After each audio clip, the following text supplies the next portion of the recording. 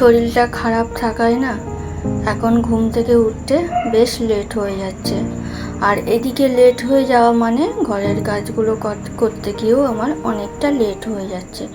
তারপরে মনে হয় যে আগে ঘরের কাজগুলো করি, ফ্রেশ হই, তারপরে এক কাপ চা নিয়ে বসবো। চাটা আবার আমার ধীরে সুস্থে না খেলে হয় না, ওই যে তাড়াহুড়ো করে চা খেলে একদম হয় না। ওই জন্য সারাদিনের মধ্যে অন্তত আমি সকালবেলাটা একটু টেনে টুনে বের করার চেষ্টা করি, যে একটু সময় করে ধীরে সুস্থে চাটা খাওয়ার জন্য। শুভ সকাল বন্ধুরা, কেমন আছো তোমরা? আশা করি সবাই ভালো আছো, আমরাও ভালো আছি। আমি রিঙ্কু আবার চলে এলাম তোমাদের সামনে নতুন একটা ভিডিও নিয়ে। নতুন একটা দিন, নতুন একটা সকাল। চলো এখন থেকে শুরু করলাম আমার সংসারের কাজকর্মগুলো।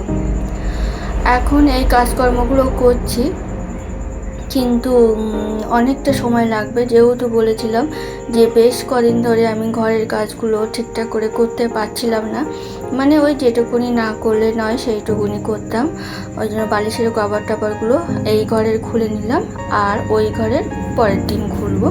বেড কভারটা এর মধ্যেই চেঞ্জ করেছিলাম, ওই জন্য ওটা চেঞ্জ করলাম না, আর বালিশের কভারগুলো খুলে নিলাম। চলো এখন চলে এলাম রান্নাঘরে চা বানাতে। ওই যে বললাম চাটা একটু ধীরে সুস্থে খাবো, তার জন্য ওই ঘর বাড়িগুলো ঝাড় দিয়ে গুছিয়ে চলে এলাম রান্নাঘরে চা বানাতে। আমি আর মা চা খাবো। এদিকে এই যে চায়ে জল বসিয়ে দিলাম, আর খাই তো লিকার চা, তোমরা সবাই জানো।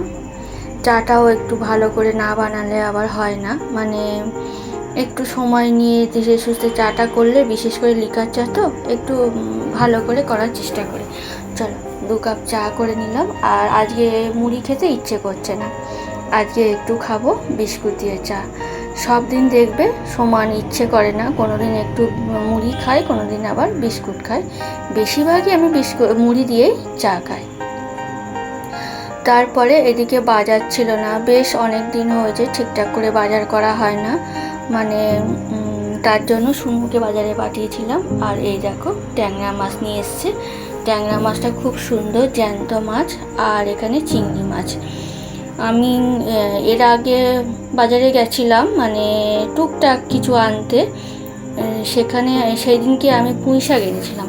এবার পুঁই শাকটা ফ্রিজে আছে, ওটা তো না করলে হবে না, তার জন্য চিংড়ি মাছ আনিয়েছি। চিংড়ি মাছ দিয়ে পুঁই শাক চচ্চড়ি করবো। আলু সব কেটে নিয়েছি। দেখো চিংড়ি মাছটা পুঁই শাকটা হালকা করে একটু সিদ্ধ করে নিয়েছি, যেহেতু নাল জাতীয় জিনিস। আর এখানে এই দেখো আলু, আর এই যে চিংড়ি মাছ, এটা দিয়ে একটা চচ্চড়ি করব। আর এখানে আলু বেগুন কেটে নিয়েছি, ট্যাংরা মাছ দিয়ে হালকা পাতলা একটা ঝোল হবে। আর এদিকে ভাত ফুটিয়ে রেখে দিয়েছি, ভাতটাও অফ করে দিয়েছি। চলো এইদিকে আমি পুঁই শাকটা বসাবো। এর মধ্যে পেঁয়াজ দিয়েছি, টমেটো দিয়েছি, কাঁচা লঙ্কা চিড়ে দিয়েছি, আর এখানে অল্প আদা অল্প রসুন আর কাঁচা লঙ্কা একসঙ্গে বেটে আগে দিয়ে দিয়েছি। দিয়ে এই যে এখন চিংড়ি মাছ দিয়ে দিলাম, আর লবণ হলুদটা দিয়ে দিলাম, দিয়ে এটাকে ভালো করে এবার কষিয়ে নেব। আর এখানে একটু জিরের গুঁড়ো দিলাম, আর এখানে একটু দেবো ধনের গুঁড়ো। তোমরা আজকে রান্নায় আমার লক্ষ্য করবে আমি তেলটা অনেকটা কমানোর চেষ্টা করেছি, মানে মাঝে একটু তেলের পরিমাণটা না তরি তরকারিতে বেশি হয়ে যাচ্ছিলো। কিন্তু বেশি তেল খাওয়াটা তো স্বাস্থ্যের পক্ষে ভালো না, কারোরই ভালো না। মানে যত দিন যাচ্ছে তত বয়সটাও তো বাড়ছে, তাই জন্য এখন থেকে একটু হিসাব করে চলা উচিত সবার। ওই জন্য যতটা পাচ্ছি মানে তেলটাকে বাঁচিয়ে অল্প অল্প করে দেওয়ার চেষ্টা করছি। প্রথম খুবই মানে অসুবিধা হচ্ছিলো, যেহেতু কম তেলে রান্না করা অভ্যাস না, কিন্তু অনেক চেষ্টা করে এখন না ঠিক অভ্যাস হয়ে যাচ্ছে। এখন আবার কি হচ্ছে বলো তো, মনে হচ্ছে বেশি তেল পড়ে যাচ্ছে না তো, কম দিচ্ছি তো, এই একটা মনে হচ্ছে। এই দেখো তোমাদের সঙ্গে কথা বলতে বলতে ঘরোয়া মশলা দিয়ে আমার পুঁই শাক চচ্চড়ি হয়ে গেছে। এর থেকে আর শুকনো করবো না, শুকনো করলে হবে না। চলো এটাকে নাবিয়ে দিই, দিয়ে ওদিকে ঝোলটা বসাবো। আর আমি বলো পুঁই শাকের তরকারিতে সামান্য একটু গরম মশলা দিই, তাহলে দেখবে ভালো লাগে। আর এইদিকে বেগুনের ঝোলটা বসাবো। অল্প করে তেল দিয়েছি দেখছো, আর 5 ফোড়ন দিয়েছি। আলুটাও এবার দিয়ে দিচ্ছি। আলুটা এবার সুন্দর করে তেলে ভেজে নেব, ভালো করে ভেজে নেব।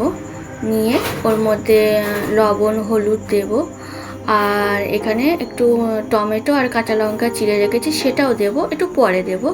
চলো, এই যে দেখো, একটু টমেটো আর একটু কাঁচা লঙ্কা এই একসঙ্গে এটাকে ভালো করে কষিয়ে নেব। আর বেগুনটা এখন দেব না, বেগুনটা পরে দেব, আগে আলুটা ভালো করে ভেজে নিই। এই দেখো, সুন্দর করে ওটাকে কষিয়ে নিয়েছি, তারপরে বেগুন দিলাম। এবার বেগুনটা ভালো করে আবার একটু কষাবো, কষিয়ে আর তারপরে তরকারিতে জল দিয়ে দেব। আর যেহেতু হালকা ঝোল করব, এর মধ্যে কোনো আমি জিরের গুঁড়ো দিইনি। জল দিয়ে তারপরে অল্প একটু জিরের গুঁড়ো আর অল্প একটু ধনের গুঁড়ো দেব, দিয়ে মাছ দেব, মাছ দিয়ে ফুটিয়ে নামিয়ে দেব। চলো, এই যে একটু জিরে দিলাম, জিরের গুঁড়ো, আর একটু অল্প করে একটু ধনের গুঁড়ো দিলাম। বিশ্বাস করো, এইভাবে মাছের ঝোল খেতে খুব ভালো লাগছে। আজ প্রায় দিন আমি এইভাবে করছি, খুব ভালো লাগছে। এইভাবে আমি পটলের তরকারি করেছিলাম চিংড়ি মাছ দিয়ে, সেদিনকেও খুব সুন্দর খেতে হয়েছিল। এই যে মাছের ঝোল হয়ে গেছে, এখানে দেখো মাছও দিয়ে দিয়েছি, আলু সিদ্ধ হয়ে গেছে। এর থেকে আর ঝোল শুকাবো না, কেননা দুবেলার জন্য করে নিয়েছি তো, আর বেশি শুকালে ভালো লাগবে না। একটু ঝোল ঝোল থাকলে, যেহেতু হালকা মশলা দিয়ে করছি, এই জন্য একটু ঝোল ঝোল করেছি। এই যে ফাইনাল লুক। মাছ তুলে রেখেছি আলাদাভাবে, তোমরা তো জানো আমি তুলে রাখি। আর এখানে পুঁইশাক চচ্চড়ি কেমন হয়েছে বলবে। আর আজকে দুটো তরকারি খুব সুন্দর হয়েছে খেতে। শুনুও বলছিল যে মা খেতে ভালো হয়েছে, ও বলেছে মানে খেতে ভালো হয়েছে। শুভ সন্ধ্যা বন্ধুরা। সন্ধ্যাবেলা মুড়ি ছিল না, মুড়ি আনতে দিয়েছিলাম শুনুকে, আর একটু সিঙ্গারা আনতে দিয়েছিলাম। দেখবে কিছু কিছু দিন একটু সন্ধ্যাবেলা একটু মুড়ি সিঙ্গারা এইসব খেতে ইচ্ছা করে, তা মনে হলো, আর মা যেহেতু আছে, মনে হলো যে একটু সিঙ্গারা আনতে দিই। সিঙ্গারাটাও এনেছি। আর এদিকে বেশ কদিন হলো মুড়িটা একটু ফুরিয়ে গেছিলো, মুড়িটাও ঢেলে নিলাম। আর এই মুড়িটা না সব ধরবে না, তো ভাবছি যে কৌটোয় যা ধরবে, আর বাকিটা হলো ক্যারি ব্যাগে করে রেখে দেবো। ওটা ওই ক্যারি ব্যাগে যে মুড়িগুলো খাবো, আর কৌটোর মুড়িগুলো পরে খাবো। চলো, মুড়িটাকে এবার গুছিয়ে রেখে দিই। আর চাটা পরে করব, আগে সিঙ্গারাটা খাবো, তারপরে চা করব। চলো। আর এই পাশে আমার একটা দোকান হয়েছে, ও না সিঙ্গারাটা খুব সুন্দর বানায়।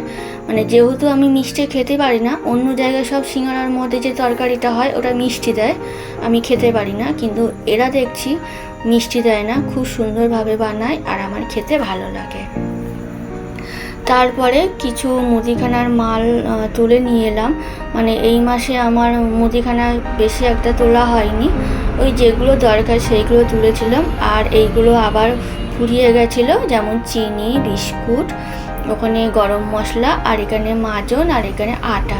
যেহেতু আমি খাঁটি গরম মশলা, মানে গোটা গরম মশলা বাড়িতে গুঁড়ো করি, আর তাতে এই যে পাতা গরম মশলাগুলো একটু মেশালে অনেকটা হবে, তার জন্য এই পাতা গরম মশলা পাতা এনেছি, এনে এটাকে মেশাবো। আর চলো, এই জিনিসগুলো এনেছি, এগুলো এবার গুছিয়ে রেখে দিই। চলো, 2 প্যাকেট সার্ফ, একটা সবেদ, আর একটা হলো সার্ফ এক্সেল। তারপরে চলে এলাম রাতে।